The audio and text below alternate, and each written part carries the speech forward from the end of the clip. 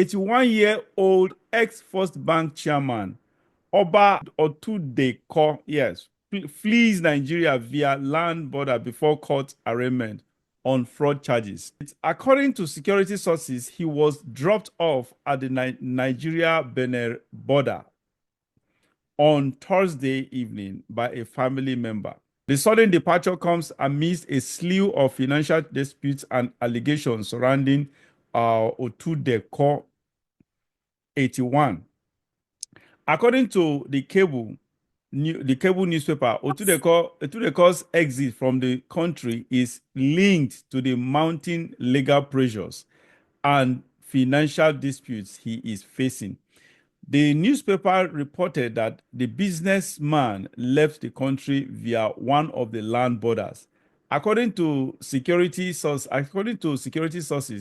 he was dropped off at the Nigeria-Benin border on Thursday evening by a family member. Okay, let me read on.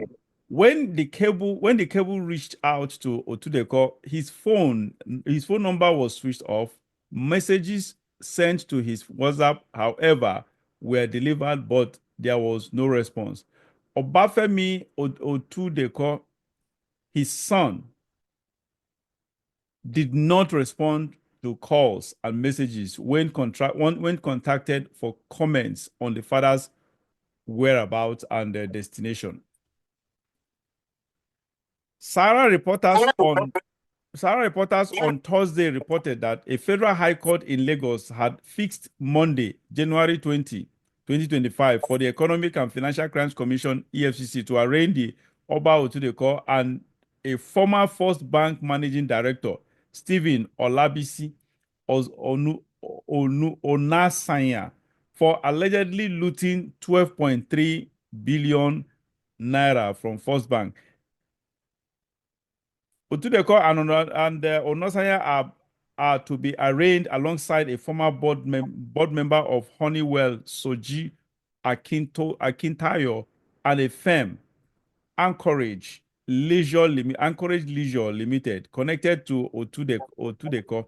According to the EFCC, the four committed the fraud in tranches of 5.2 billion naira, 6.2 billion naira, 6.150 billion naira, 1.5 billion naira, and 500 million naira between 2013 and 2014 in Lagos. Barrister, two things here. For God's sake, this man at the age of 81, can you imagine someone at the age of 81 just running away, going through border? I can imagine the kind of stress he must have passed through, he'll be passing through right now at this age, that he's supposed to have be retired and resting, enjoying his retirement. He had eventually become a fugitive at 81, for God's sake, Barrister. Yes, nothing in Nigeria is what it seems. One source is saying that he was dropped off by a family member in Benin Republic and he fled Nigeria. Another source is saying that he flew out of Nigeria from Lagos on Thursday via British Airways flight to London. Wow. So you see, there's nothing in Nigeria that is straightforward. You have to sift here and there to arrive at the truth. There were allegations against Oba Otudeko dating back to his time as chairman of First Bank of Nigeria, chairman of First Bank Holdings, one of the subsidiary being First Bank of Nigeria, between 2013 and 2014, involving huge sums of money, billions. There were 2 points something got missing. The first thing you have to recognize is the time frame. I said 12.3 billion rather. The first thing you have to realize is the time frame. 2013 to 2014. It's about 11 years. Yes. Now that the alleged fraud was said to have been committed. Now, what happened? Where were the security agencies for the past 11 years that the issue is now coming to a head? Secondly, the man denied all the allegations and said he was prepared to come and defend himself. He said that nobody has called him to question him on any issue. Nobody has summoned him. No security agency has ever summoned him to question him on anything, that he was prepared to defend himself. Suddenly, we hear that he has fled Nigeria, that he was dropped off in Benin, when his own people have said no, he left the country by British Airways flight from Lagos to UK. So which one, how do we know what happened? But you can see an obvious attempt to portray him as a fugitive running from justice. What are the offenses that he is charged with? He is charged with conspiring to obtain money by false pretenses. They were alleged to have forged some documents presented to First Bank as a company applying for credit facilities. And that money was now put in that company. From that company, they transferred the money to other in tranches. One time it will be 5.2 billion. The other time it will be 6. The other time it will still be 1 point something. These are the allegations for which charges they have filed in the Federal High Court. And he is supposed to be arraigned by Monday. Now, I have not read where they say, okay, these charges have been served on him. He has been asked to come to Efcc so that he can be presented or arraigned before the court tomorrow. We didn't hear that. The next thing we are hearing is that he is fleeing. This is an 81-year-old person, for God's sake.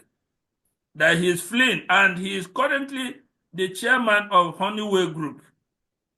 Honeywell Group is a vast group of, they have a vast group of companies that deal with flour and every other thing, even oil. They have subsidiaries that deal with so many things. So I do not know whether it is a media trial or whether the man is really running from justice. I look at his age, I look at what he has achieved, and the other companies he's running, that cumulatively, all those companies under Honeywell Group are more than their capital, and their output is more than what he is charged for. It's more than the amount of 13 point something billion, which form part of the charges. So I'm beginning to ask myself, what is really happening there? Has he actually fled, or is some other thing? If a person is saying, nobody has called me to interview me, to interrogate me, nobody has told me to come, they are going to take me to court, he is free to leave. And if he left by the airport, as some sources have suggested, one would have expected that if a security agency like the EFCC is trying to charge somebody, they block you from the seaport, from the official exit point from the country. So it's more like a developing story to me. Monday, the court will be there. The case will be called, and the accused or supposed defendant will not be in court. And the next thing is you hear EFCC applying for a bench warrant for his arrest. They will tell the court if he has been served with the charges and he has refused to come to court, in which case the court will be right to issue bench warrant for his arrest. But it is a developing story, and it involves obtaining by false pretenses, which are triable under Section 8 of the Advanced Fee Fraud Remember, Act. it's not the only one involved here. If the same former managing director Yes, he was the is involved chairman. too. They have charged him along with the former managing director Director. on Nostan, I think on Nostan, yeah. Somebody called Nostan, yeah.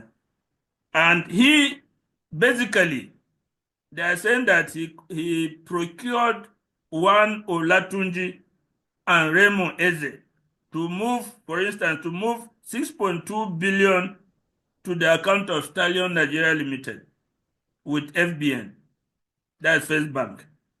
And they also transferred 2.1 billion from an account of Stallion Limited to another company called Emerado Logistics.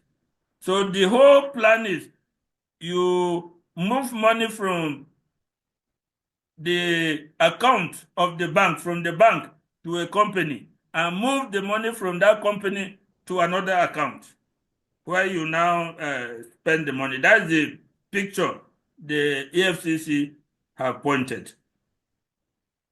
All right. All right, Barrister. Thank you so much for clarifying that. Anyway, because why that piqued my actually caught my interest or my attention was his age. Actually, 81, someone becoming a fugitive at 81. It was surprising to me. So It's baffling to everybody. yeah, Baffling. honestly, um, that's crazy. All right, you actually noted something that is actually germane, which actually is a good thing to ask. This thing happened since 2014. 2014 has been about 11 years now. Um, Now we don't know how long this case have been in court. That's another thing. I don't know. Are you aware of that? They are filing, they just brought the charges, and it is Monday that they are supposed to arraign him in court. It has not been in Oh, court before. it's just, can you imagine? So what has been going on for the past 11 years that they're not bringing the, That was the question I asked. Where were the securities for the past because 11 12 years? point Do they something mean that billion naira is no deal, it's no joke, for God's sake. That's a huge sum of money, especially then back then, 11 years 11 ago, that years the ago, money that has was naira has huge? much more value than what it has Exactly. today. I think dollar then was about 250 to a dollar then. 250, Exactly. 300 to a dollar thereabout. All right. Anyway, yeah, okay. Based on what you have just said, I think we treat it with a kind of a level of suspicion, and especially when the news is not even consistent. According to what you said, you read somewhere else that he flew out of the country on British Airways. All right, Barrister, thank you so very much. I think this brings us to the end of the show for today.